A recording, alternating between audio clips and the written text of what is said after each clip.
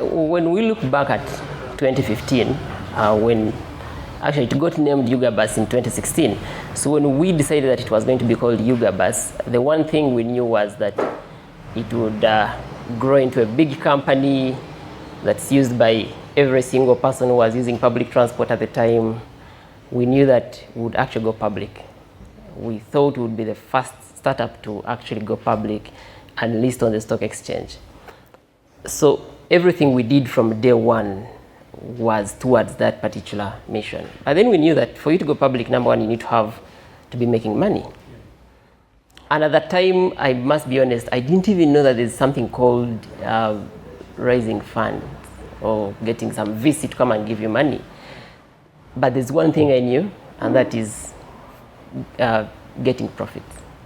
So the question was, how do we make sure that we make profit? And we don't just make some small profit, but we make real money, money that can move the needle, you know?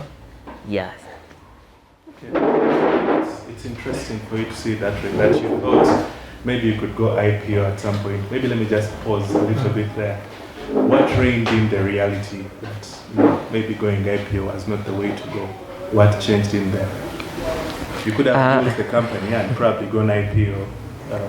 What probably changed? I think, okay, not that I think, I'm very sure. I think what you're trying to ask is, why then did we say let's accept or agree to the acquisition instead of just going the long way and making sure that we actually list Ugabus on the stock exchange? So a number of things happened. One was that COVID had happened. And because COVID had happened, the public transport sector had kind of slowed down. So because it had slowed down, a number of our plans seemed far-fetched. So a number of things we thought we'd do and achieve in the short term had become things we would achieve in the long term. But also number two was that the people who were acquiring Ugabus at that time, and by the way, it was not just Trips that had made the offer. There were two companies that had made the offer to acquire Ugabus. So we noticed that Trips stood out as the company that would push our vision further, and they were a Pan-African focused startup, and they were doing exactly what we were doing. So the question was, do we actually decide to do this as a small entity, as a small team sent with our offices in the slum, or do we accept or agree to the reality that there is someone else who can join in, and then you build something better? You make it, they say, would you rather have a big piece of land in some village in Chiwoga, or would you rather have a 50 by 100 plot of land on Kampala Road? So to us, it seemed to make sense that if we were a part of Trips, it would reach faster and we would achieve all the other things we wanted to achieve, which includes profit. Yes. But then also most importantly, I mean, how many startups have actually gone public or IPO'd and they are headquartered in Uganda? There are startups that will actually go public very soon. But there was none in 2021. So the question is, do you actually wait for the next 10 years, or do you accept and do it now? And, you never know. I see. So for you, it was the right time. You had a few suitors that showed up. And it's interesting to think about some of the clients that we've met. Usually the lawyers will call it consummation of a merger or an acquisition. That consummation to happen, I would imagine that there were a few steps that triggered you to go ahead and do this merger. Had you, for instance, met these people? Had you met the people at Trips? Had you had semi-formal discussions? What exactly led them to come to you? So, the interesting thing about an acquisition or an exit is that an acquisition actually happens so many years before it actually happens. It's usually a process. I remember the very first time I actually interacted with Onyeka was in 2020 during the COVID lockdown. I do not know how the LinkedIn algorithm brought us together. I think, these algorithms are very interesting. They somehow bring to us people that we should meet in real life. So at that time, I saw that Trips was actually doing something that Ugabus was doing, and they were doing it in Nigeria. And the challenges they were facing during the lockdown are the exact challenges that Ugabus was facing during the lockdown. So I noticed that they wanted to expand to so many other countries, and yet here was us at Ugabus who were just focused on East Africa. We were actually operating in Uganda, in Kenya, in Tanzania, and we were now focusing on Zambia because the Zambian economy had gotten some kind of a push. I think if you've been following the news, you've seen what is happening in Zambia. It's shifting to in ways that many of us have not noticed. So, but that's besides the point. What is the point here is that right from 2017, there are certain things that we did at Ugabus that would really make any other person want to acquire Ugabus. Number one, we were actually making profit. We were making revenues. We were making, it was a very simple business model, sell this number of tickets, get this amount of money. Number two is that, so the revenue was there. Number two is that we really had a solid team. For some interesting reason is that Ugabus had assembled a team of people that were so unique in our own way of doing things that at face value it didn't seem like we were serious. But for someone who has the money and they want to acquire a startup, they could see through the team and say, this team is the real shit. You know, there's what we say that there's a difference between saying this is shitty and this is the shit, you know. It's so at Ugabus we had a team of outliers, and this team had done and achieved things in ways unimaginable. So yes, the team was on point, the revenue was coming in. And then also the other thing was that, and I always beat myself to this, was that, so when Ugabus started in 2016, there are a number of things we didn't put in order. For example, we didn't have a bank account.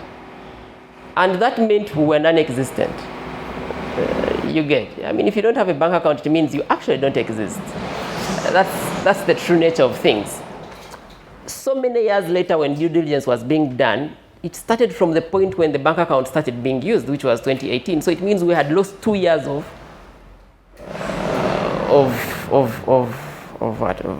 valuation. Yes, we had lost 2 years of none, like we were not there.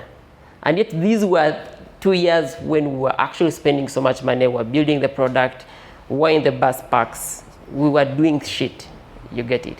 And yet there was nothing that could show that we were there. So when the due diligence was being done, when we were trying to evaluate and say how much is Ugabus worth, you know, that wasn't there.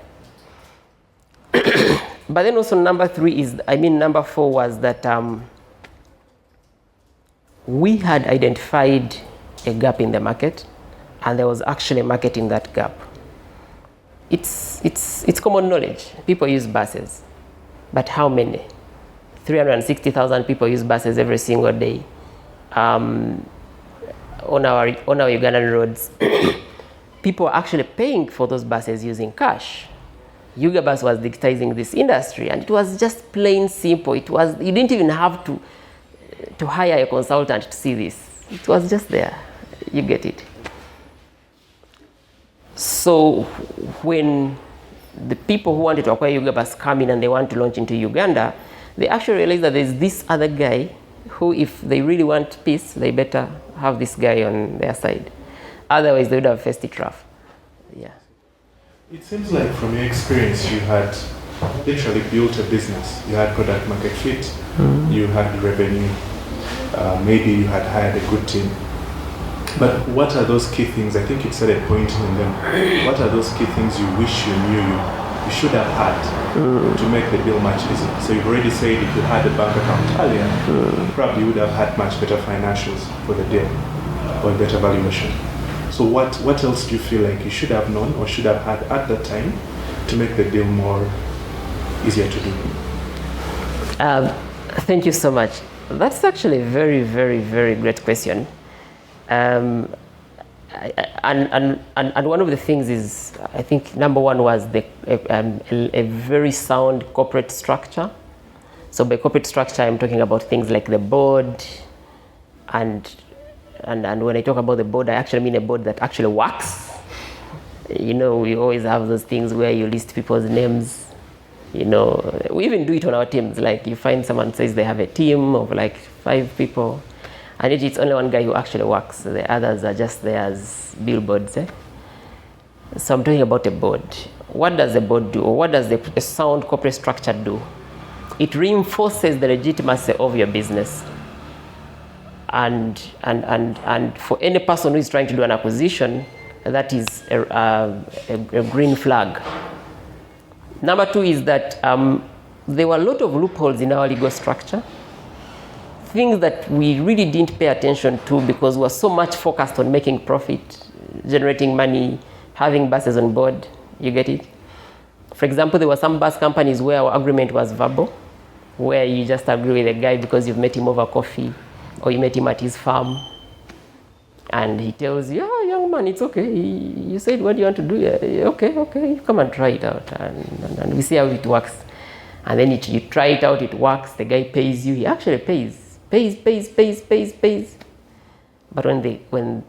when people come to acquire, they're asking, show us the bus companies you work with, all the clients that you have. And you're saying, Raymond is my client. I'm like, okay, so Raymond is your client. Okay, what shows? You ask him, ask Raymond, aren't you my client? And Raymond will say, yes. But then legally they'll say, but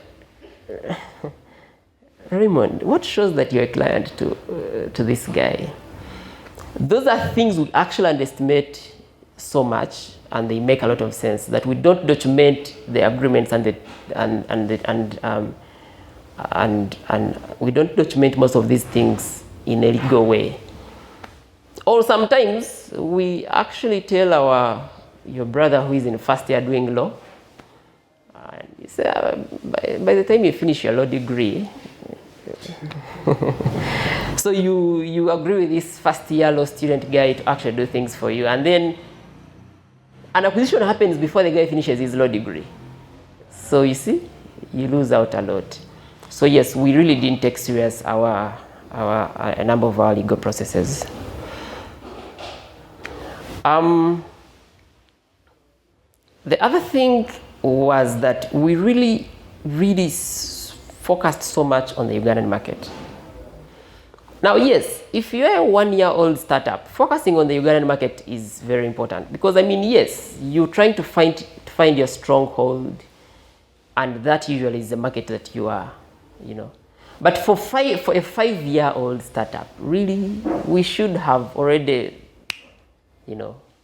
entered other markets and, focused and captured those markets in ways that other people couldn't capture them. We've seen so many startups come into this country, and they are big, they are massive, they are investing money, they are hiring the right people, and they are paying these people crazy amounts of money. You get it? And I think we've seen the talent war, where we are now struggling to hire great talent because these startups are hiring these people and paying them so much money that we can't afford to pay them as small startups. You get it? And I think we know that there are startups paying so much money. I think we know that, right? I'm sure we know that. Now, in such a case, how would Ugabus have survived? 1, be in more than one market. 2, make sure that our corporate structure is sound. Just the same way we had figured out the product market fit is the same way we should have figured out our corporate structures. Number 3, we should have taken seriously right from day one our legal. And then number 4 is that we should have taken serious our finances. There were so many transactions I did off head, and some of these transactions were actually big. I'll give an example. There was a time we were actually bringing in point of sale terminals, and they were worth about 14 million. And this is a transaction I just, did off head. I just got the money out of my pocket, and that transaction was nowhere on our books of accounts. But the service had been offered and people were actually consuming these services. That's a very terrible thing to do, because at the end of the day, when you're looking at your revenue vis-a-vis your expenses or your operational expenses, it won't make sense. In your head it makes sense, but to the auditor it doesn't make sense. True. I think you touched a little bit of where we're going now, the art of the deal, right? What was the structure you went for? So sometimes lawyers will say it was an acqui-hire, Silicon Valley as we call it. Sometimes did they buy the team? Because I see you stayed on, you're still in that company. What was it like? Did they consume you completely? Are you just an advisor? And what was the reason for you to choose that structure? Oh, so yeah, an acquisition has three things in it. There's one where the company acquiring says, you know what, you've played your part. Here is your money, please get out. We no longer need you. Usually that happens for advanced startups or companies that have established most of the structures that should actually, The other thing is the acqui-hire, where they say, yes, we are acquiring your startup, but we actually need you. We don't want you to go anywhere, at least for the next 12 or 15 months. Then, and usually if you're retaining the top guy, then you must retain his entire team. Of course, there are people who you may let go, especially for reasons like maybe some of those roles are being, taken over by other people in the already existing startup or structure. The other third component is where they actually acquire a startup, and I'm forgetting the right word for it. It's a process where you acquire a startup and destroy it. You get it, and kill it. Like it's a threat to you, and you just don't want it to exist anymore. We've seen that happen a lot, where we acquire you, we don't hire you, we don't take on anything, we just make you disappear, and we pay you all the money you want. We've seen that happen. There are some startups we've seen. Facebook does that a lot. Yeah. And that wasn't the case. I don't think that shouldn't happen in our country. Usually why they do that is because you're a threat. You're a big threat, and they feel your existence is eating up their revenue. So for our case, it was an acqui-hire. It was purely a case where they're saying, hey, we are entering your market. We don't want to compete with you. We want you to be part of our team. Do you agree or you don't? And yeah. I see. I would imagine for an acqui-hire, there were extensive discussions about your team, how talented they were. Could you just break it down, the due diligence process? What did they look for? In the team or in? The entire process, because... The entire process. Oh, so there are a number of things that they looked out for. Number one was, of course, number one was that there was actually revenue being made, because the acquiring startup wanted to make money from day one. Like, we launch in Uganda, we start making money. That's the real reason why someone doesn't start from zero. I mean, mostly the question is, why are you acquiring me? Why don't you use that money to come and compete with me, right? But you see, when you're building a startup, you position it in such a way that competitors are scared of competing with you, or that they feel that the cost of competing with you is so high that it is cheaper if they actually acquired you. You get it. It is actually cheaper that way. So number one is that Ugabus had attained the product market fit. Number two is that we really had an amazing team. So the entire team was actually retained later on to work at trips. Like I told you, we had assembled a team of outliers. And I think one day that method of hiring will be taught in business in business class. And then also number three is that we actually had a real product. We had a bus management system for B2B where we had bus companies actually using this particular product. We had a real Ugabus app that people were using to book bus tickets to travel anywhere across East Africa. And then we understood the market. You get it? And this is something that every one of us should actually strive for, even right now for the next phase of my life. It is something that I will do from day one. Be indispensable. be indispensable in such a way that, like, you're just indispensable. Yeah. Let's talk about two steps that are usually very critical. Pre-acquisition integration. Here you have a team that's trusting you, they're looking to you. In the background, you're negotiating with trips. When did you let them go? And how did you do it? Because that usually causes panic for the team, right? So how did you handle that scenario? You see, I'll be very honest. Oh, there's a camera here. Okay. You can ask them to turn it. No, it's okay. So,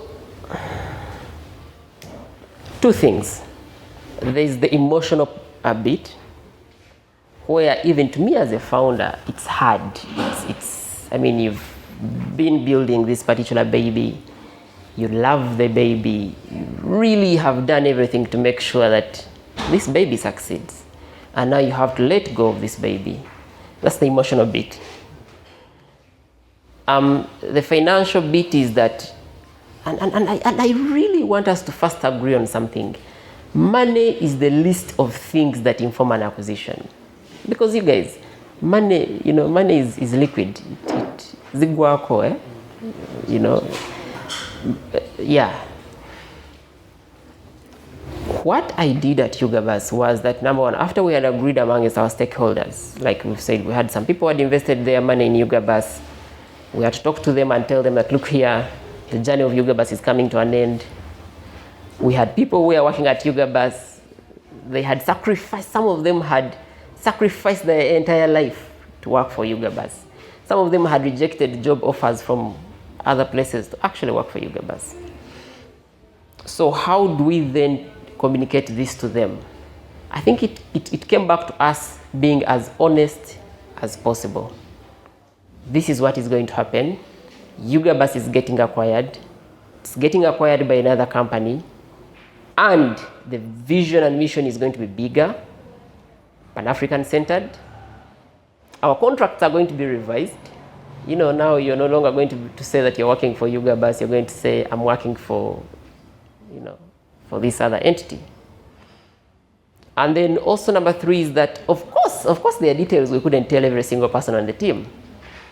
There are details that were supposed to stay undisclosed.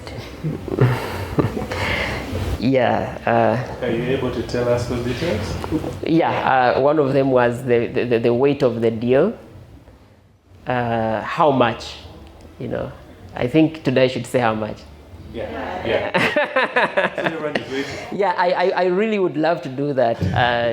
Though that means the next day I would have to bring on board my lawyers to start charging me to defend me, and I don't have that money right now. We made you sign strict confidential. Yes, we signed strict confidential terms that actually don't allow us to disclose some of those details. Now, when you are honest to the stakeholders and to the team, it becomes very easy for them to see the big picture. That, look here, an acquisition is not an end. It is actually the start of another journey. And this journey is that we are going to stop thinking just about Kampala and start thinking about, about the continent. I can bet that every single person who worked with me at the time now understands the value of building something that is beyond our country. You get it? And I can tell you, a few years from today, you'll start to hear some of them say, I worked at Ugabus. And they will be CEOs and founders of startups. I can bet that. And they will just in their subconscious tell you that the reason we build startups beyond Uganda is because the first place we worked at, we realized that there's no need to build a startup focused on just one market when we have an entire continent to conquer. You get it? Yeah. And that is the honesty we told these people, that do we keep focusing on just the Ugandan market, or do we actually move on and learn how these guys are managing to move from Nigeria, go to Kenya, go to Ghana, and now they're in Uganda? Let's go and learn from them. Let's see how they do shit. And then see how we can implement it in the next phase of our lives. You get it? And that honesty isn't up the entire thing. And then, of course, the assurance that they will have their jobs. No one wants to lose their job. I've never met anyone who wants to lose their job. Even the people who resign from their jobs always want their jobs. Yeah. Let's think about post the deal. You talked about quite a bit on the deal, the honesty that you had. You tried to make sure everyone kept their job. Down the line, you've been able to integrate. Yes. How was that integration? Was it entirely perfect? What did you learn? What's been the journey now that you're in your company entirely? Wow, I think this is the moment I should say the camera should be switched off. Okay, first things first. When an acquisition happens, celebrate. You know, by celebration I mean celebrate. You get it? Really celebrate. And make sure you celebrate within the first 1 month of the acquisition. Because your fire is about to, you know, real shit is about to start happening. I didn't celebrate. I still wish I can go back in time and celebrate, because then things started happening super fast. So there were systems to be built faster than they should be built. There was a new company culture to communicate. A culture that you're adopting from somewhere else and you're now trying to bring it into your team. There were there were values to, there were new values to take on and values to drop. There were things that you now thought that you believed in so much, but now you just have to let them go. Post the deal, the money stops making sense. How much money you were paid no longer makes any sense. And now it's about, one, making sure things don't fall apart. Yeah, making sure things don't fall apart. Like, there was a time when I wished I could even give them back their money and and restart afresh. So yeah, so post the deal, the first step is celebrate, because if it's an acqui-hire and you're being retained to actually implement, it's a different story. Wow, that's really powerful. Now, one of the things I wanted, or that I should have asked earlier, was obviously you got some investment before the deal. Do you feel that your investors were happy with the return that you made them? Some were happy. There were guys who were really happy. Some, of course, had. There were those who had actually really made crazy returns. There were two of those who actually gave me money when it was not even Ugabus. It was just some charisma and you looking good in their face. Interestingly, those guys have given me more money now for the next idea that's not there. Those are people who actually believe in the person. Yes, and I think that's the whole idea of pre-seed investment. That someone is investing not because they think your idea makes sense, but because they think you're up to something good. I've seen those people come back to me and give me money now, at a point when I don't even have anything I'm working on yet. Those were happy, because their returns were 10x. But then there are those who actually came in at a point when it was what it is. And they thought we were building something, and you're told these guys you're building something that you will take to IPO, initial public offering. We all know what an IPO means. It means real cash. You get it? Real cash. Those were not happy. And yeah. When you think about this deal, do you think you should have held on much longer for better valuation? What have you learned now, thinking back, that you give to your colleagues again? That's a catch-22 question, eh? You know catch-22? I don't know whether I should have held on. or I should have, I really don't know. But the one thing I know and I'm very sure of is that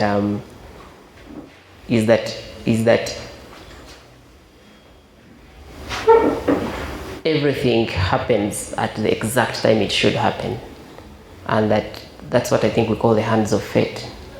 And even if I was to rewind the hand of fate, I still think that on 1st of December 2021 I would still sign that deal.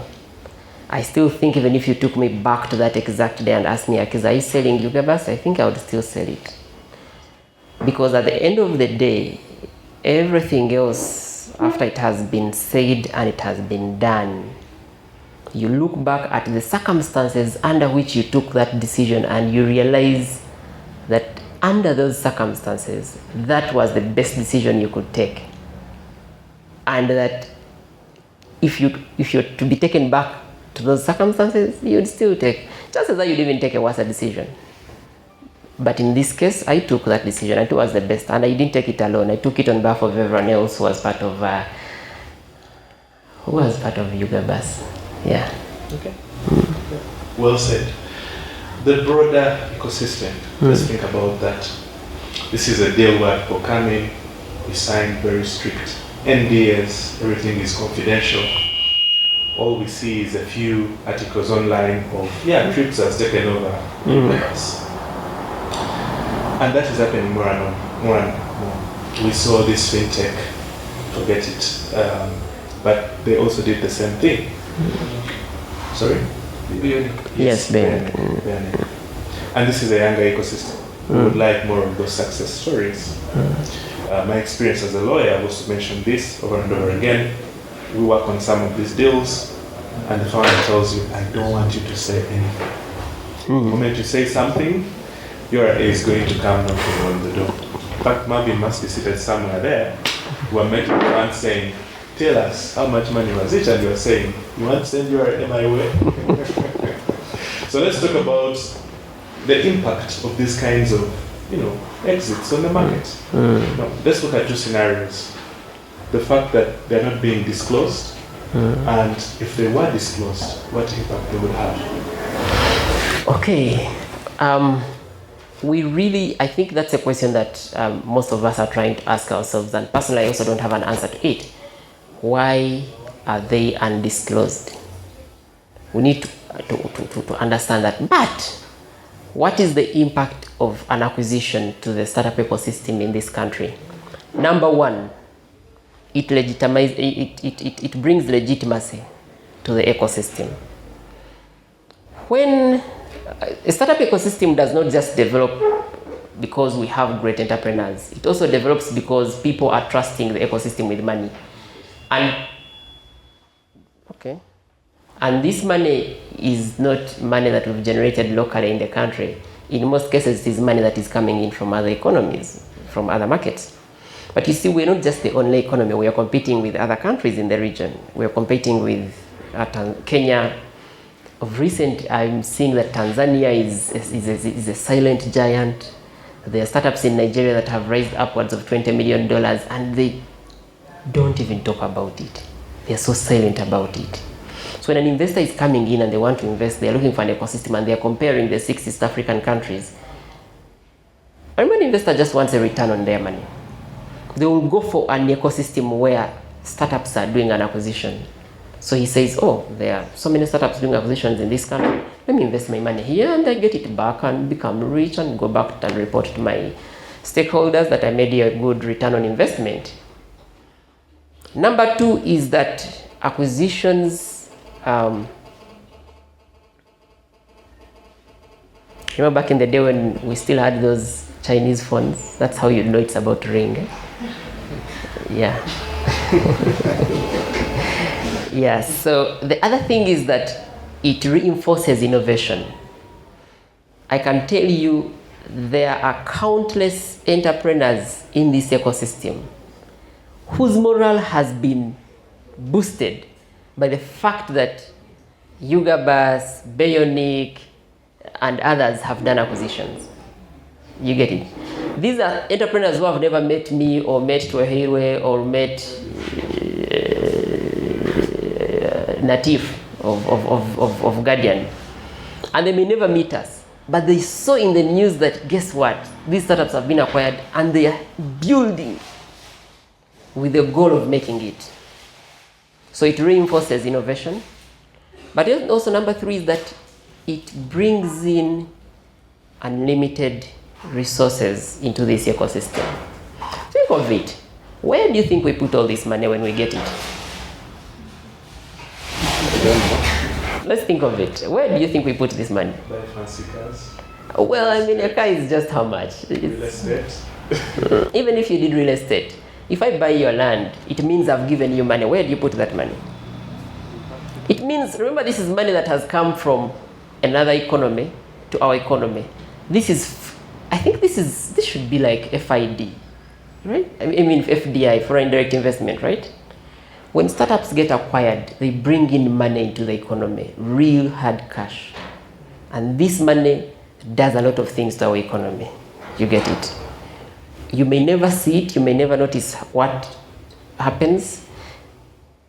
We talk about, you see these guys did acquisitions, they bought fancy cars, they, you said real estate, right? Yeah, real estate. But I don't think you can spend all the money on just a car and real estate. Of course, you'll somehow help a brother, help a sister, invest in another startup. You'll be shocked, so many of us have actually invested in some startups. You get it. And who knows, maybe that was the last remaining money they needed before they could close, and now they didn't close. And then it's the Africans, as we have what we call Ubuntu. When you have money, there's a way you feed other people, right? It's happened so naturally. Eh? You don't even notice that you're helping others. Eh? That's why you see when one African dies, it's a huge blow to our country. So when one African makes it, there are so many other people who are benefiting. You get it? Either directly or indirectly. So it means if we do more acquisitions, we are actually empowering more and more people. So I've said number 1, it brings legitimacy on our ecosystem. Number 2, it reinforces innovation. Number 3, it actually boosts other startups, and also it brings in foreign reserves to our economy. You may not notice it, but at the end of the day, still URA makes its money. At the end of the day, URA will make the money. Makes a lot of sense. So I think our time is fast spent, but I would like to open it up to the audience. Ask a few questions, and then we'll see how we can wrap up. How do you position the transport sector in Africa, Uganda and in Africa generally? Thank you so much. I didn't get your name. Joseph. Yes, Joseph. Joseph, thank you so much. I like that you mentioned that the trend is right now on fintechs, but we also must agree that trends come and go. There was a time when every startup was about solar. You guys remember that time? When you'd hear solar startups raising so much money, and that trend I think is also past. Fintechs have somehow stood the test of time. I mean, why? Because finance is the backbone of capitalism, and we all know that, well, in a capitalistic society, anything that can power capitalism will always stand the test of time. But I don't think it is true that the major big guys are all fintech people. There are startups that are actually big and they are not fintechs, and they are doing amazing things, and they will go public. Classic example is Jumia. Jumia is not a fintech startup, but it actually went public. Of course, people always say that, you see, that's an exception. What I think we should do is that when it comes to transportation or any industry that is not fintech, is if you focus on the product market fit, if you focus on just achieving one thing, and that is making sure the real customer is happy, you may not even need the investment that you actually need. I'll give you a very classic example. The startups, 2 of the startups that I have given money are not fintech startups. You get it? Why? Because they're doing something amazing. It's great. I know they're up to something great. They will actually succeed. One of the reasons I invested in them is because the industry they are actually attacking is an industry that needs change. It's an industry where you actually see the problem. Think of healthcare. You get it? Healthcare may not be trendy, but we all know that healthcare is here to stay. Any startup that is trying to address that is there. Transport, we all know that at the end of the day, people must move from point A to point B. So if we focus, for example, at Ugabus, we focused on making sure that when you buy a ticket on the Ugabus app and you go to the bus, you'll actually find the ticket. No jokes, no fancy language, no terms, those terms that people throw around, those crazy terms. The guy booking a bus ticket doesn't want to know what your customer acquisition cost is. He just wants the promise you're telling him that you've promised me that if I buy a ticket on the app, I'll find it. Yes, good, fantastic, period. I'm using this microphone right now. I don't know what's inside this thing, but all I want is when I hold it and talk, people actually hear. Focus on that, and then at the end of the day, people are actually bringing them. And something else I also found very interesting is that at the end of the day, when you're doing something great, people always come. The team comes, investors come, and an acquisition can happen. Honestly, think of it this way. Ugabus had operated from a slum throughout Katanga. I can count the number of times me and Marvin visited co-working spaces. We were always in the bus parks. You get it? We had assembled a team of outliers who didn't need to know a lot of things. They just needed to know how to make the customer happy. But the acquisition happened. Why? Because we were answering the one question that's important: customer satisfaction. And I always say that the difference between me and so many other entrepreneurs is that whereas others might have used air-conditioned offices, we used dust and so we understood the streets. So maybe that could also help, yeah. My other question is, from the discussion, you said you started in 2015, right? So a founder who is trying maybe to dive into the transport sector, maybe in 2023, versus you who started, maybe who ventured into it in 2015. So what would advise, and in terms of the market potential as per now, how do you visualize it to this person who wants to dive it in 2023? Yeah, I think right now conditions are so much better. Things are so much better. The best advice I can give to a person doing it now is very simple. Find the first 100 people who are using your service. Find the first 100 people who are using your services, who can use your service, and they find it and they are happy. You get it? Find the first 100 people who can use your service and they are happy. And that is what I call building communities. Why? You guys, do you notice we are competing with people who have access to enormous resources that we may never have access to? Do we notice that? You get it?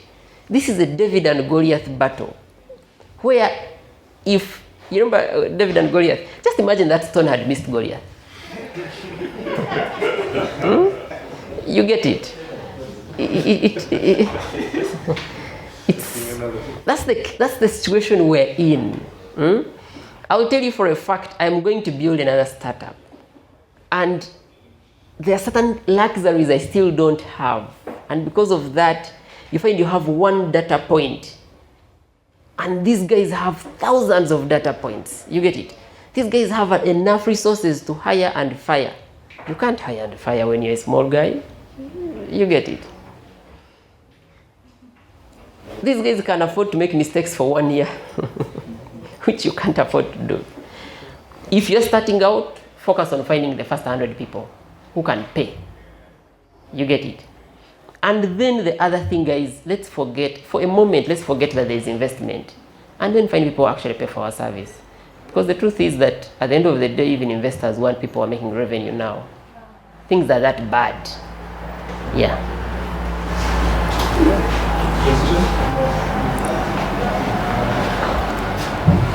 Hi, Kakiza. Good evening, everyone. My name is Kenneth. I just have a very, very simple and brief question for you.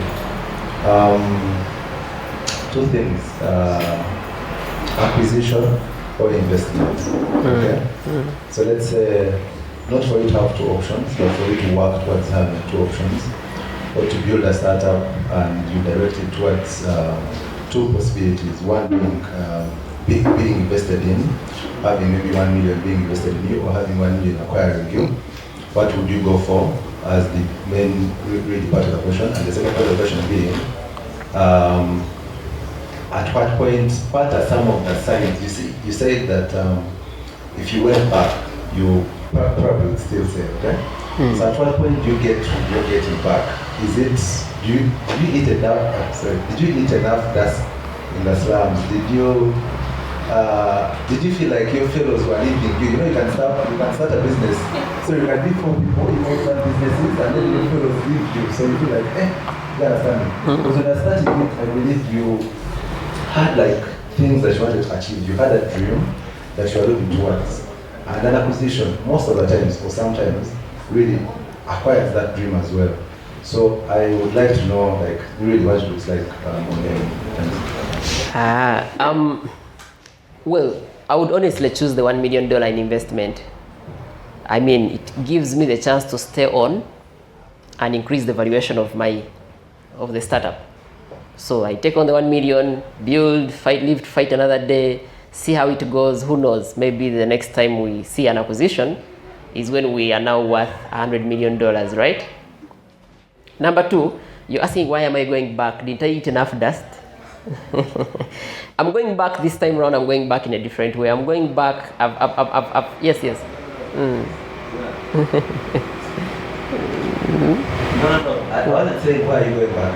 Of course, there's 100 reasons why you're going back now. But I'm saying, when you were saying that when you think through it, if you were asked to sell now, okay, if you went back in time to when you sold, 1st of December 2021, you would still sell. Okay, that's what I'm saying. So I'm asking, like, what are the signs? What are those things that showed you, or that show you, that should show me as a startup founder right now, that after 2 years of moving, whatever it is that I'm moving, this is what Kakiza saw. And this is where, you understand? I'm not talking about the future, but rather. Thank you so much. Number one, the acquiring guys had two choices. They either acquire you or compete with you. So the question is, do you compete with them? Actually, do you have the stamina to compete with them? You want to be Goliath. Do you want to be a Goliath and the stone misses? You get it. So if you really think you can actually compete, then fight on. You never know. You could win, you know. But then also number two is that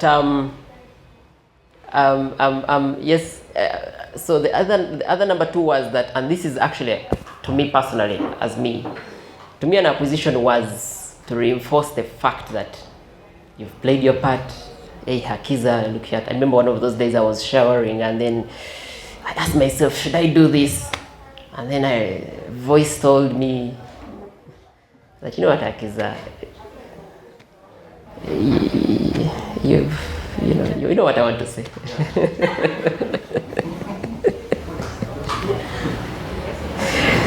Yeah, and that is it.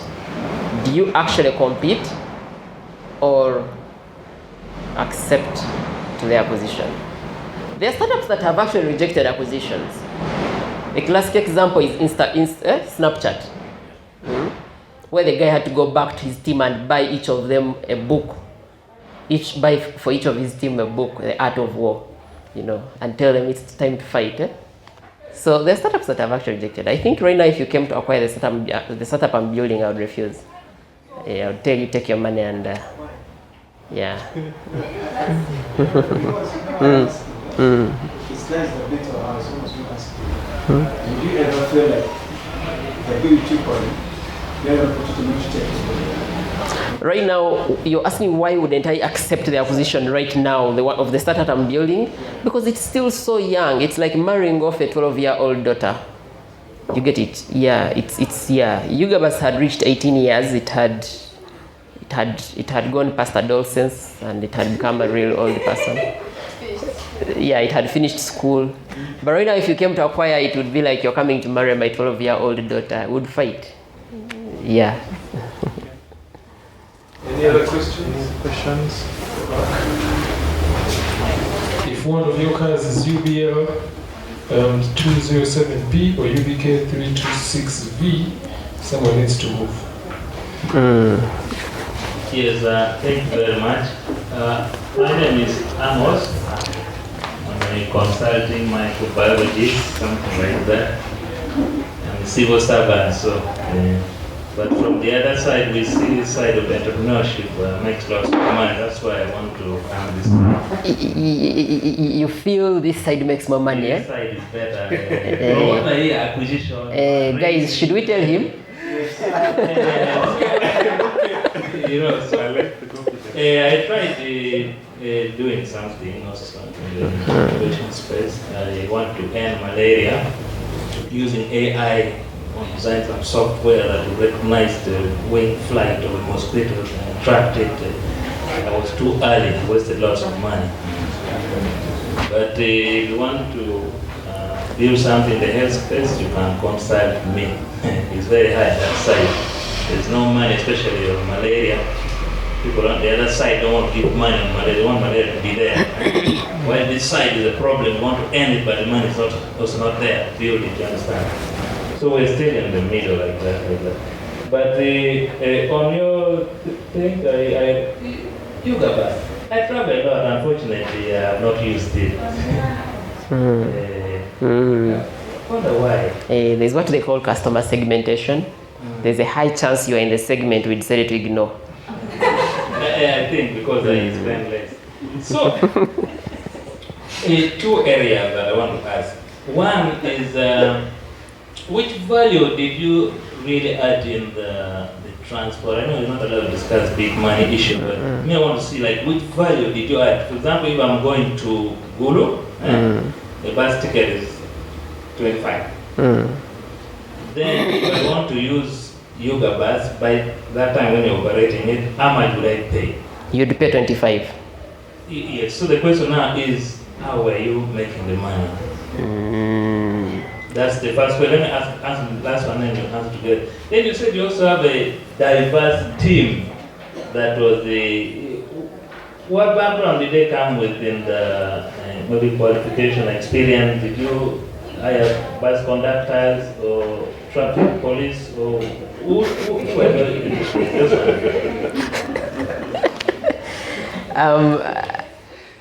honestly, you will make it in entrepreneurship. I think you're on the right track because you're as crazy as all of us. The fact that you want to identify mosquitoes using AI, so like I'm sleeping and the AI identifies the mosquito, right? The device, and the device kills the mosquito, doesn't come to you. Wow. It's still there in the head, but Oh, wow. Thank you so much.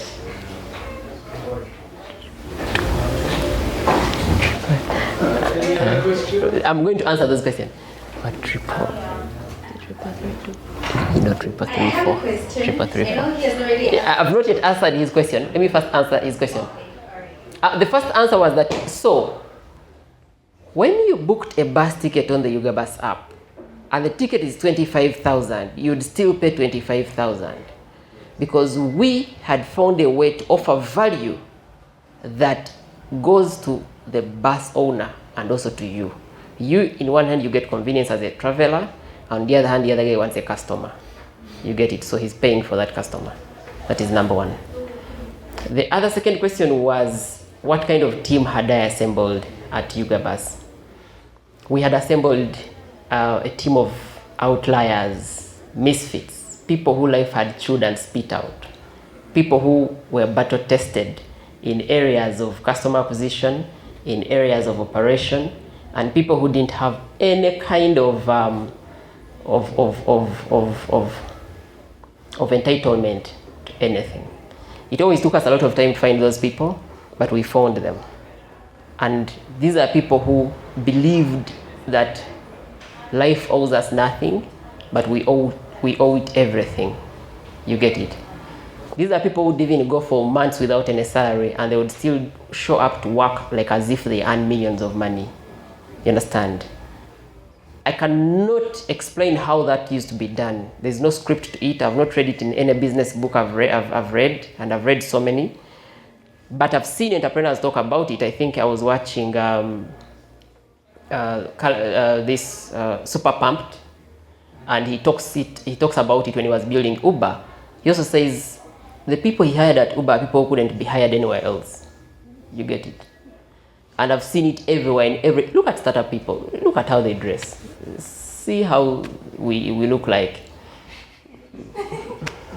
Yesterday I saw a tweet. I saw a post on LinkedIn where the guy was tweeting and saying that the people at Flutterwave, he put the photo of GB. GB is the founder of Flutterwave, and the guy is in a t-shirt. And the guy was saying, these guys came to us 7 years ago, dressed exactly like this in a t-shirt, and they offered us sales jobs and we refused. They came back 2 years later, told us we should invest in their company, we refused, and now 7 years later we are regretting because the company is going public at a valuation of over $3 billion. That's the thing. Startups by their very nature are drilling in a ground that has not been explored before. And because of that, you don't expect to hire a guy who is applying at Deloitte. As a matter of fact, if you tell me you're applying for a job at Deloitte, I don't hire you because that means your brain is fixed to such places. I'm looking for those outliers. And there's no script. You just have to feel it in your bones.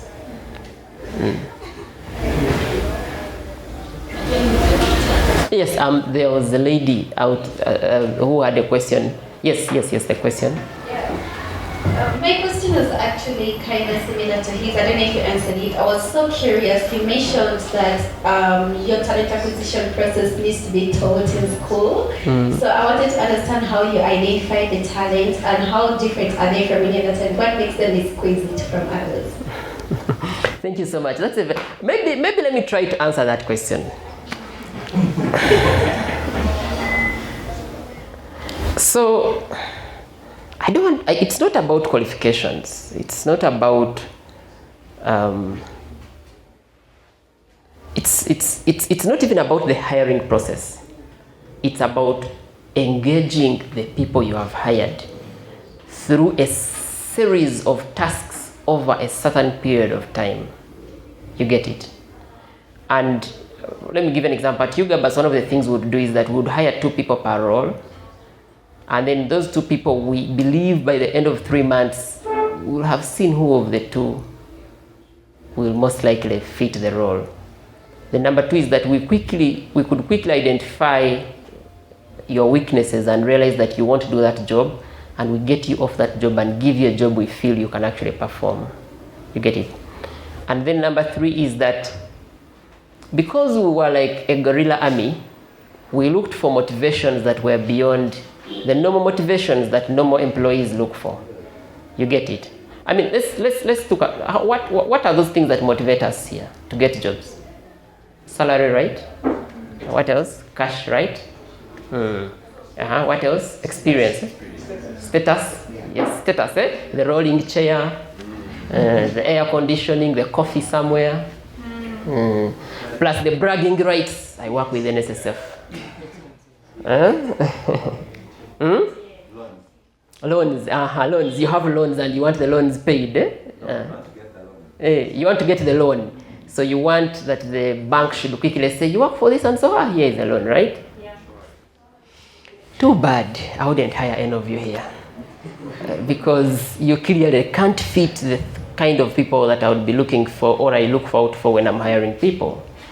Because number one is that if you're looking for a fancy office with a rotating chair, coffee, and good salaries, you are not an outlier. You saw the guys who took over power in 1986? They were wearing torn clothes and grown hair, and they had not showered for so many days, right? And so many of our parents thought these guys would go in 2 years, right? And the guys are still here, right? Those are the people I hire. Those are the people I'm looking for. That's the caliber of people I'm looking for. I'm looking for people who are willing to fight a guerrilla war for a certain period of time, with the promise that the day we take over power, you can steal whatever you want. So it's pure about the promise for the future, not the now. Yeah. Thank you so much, Ronald. Unless there are any other questions, but if there are no other questions, I would like to end our session. Marvin? Hey. 2 questions, yes. Mine is not exactly a question, it's supplementing what he discussed earlier. My name is Marvin Peter Mankwasa, and I'm a co-founder of what was the Ugabus, but is now Trips. So I could see when Kakiza was asked about how he made the decision, how we made the decision to get Ugabus acquired. He was, trying to explain it in the best words possible, but it's not something you can easily explain to people. Why am I saying that? For the acquirer, normally theirs is easy. We've entered a new market, so what are we looking for in this market? Who are our potential competitors? What kind of acquisition are we looking at? Are we focusing on product? Who's the best guy with the best product in this market? Are we focusing on the team? Do our competitors have a solid team, more solid than ours? Is it a strategic acquisition? So they sit in a boardroom and the decision is quick and easy. They just look at Kakiza, they look at Marvin, what he has achieved so far with Marvin, and they'd be like, I don't think these are guys we want to compete with. We should call them to the table. Or they think, these guys, they are very easy to beat. They don't have money. Their skills are questionable. And no, we can just get into that market. Or the product they have is superior, or ours is better. Their decisions are a bit easier. But when you come to the level of the acquired, first of all, not everyone starts a business to have it acquired one day. We get sentimentally attached to our businesses because there is sweat, there are tears, sleepless nights, faith in people, faith in the vision, the dream.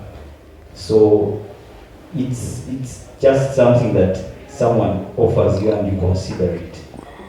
All founders almost here in Uganda probably at one point have been offered that kind of arrangement. Should we acquire? And they're like, no. Or yes.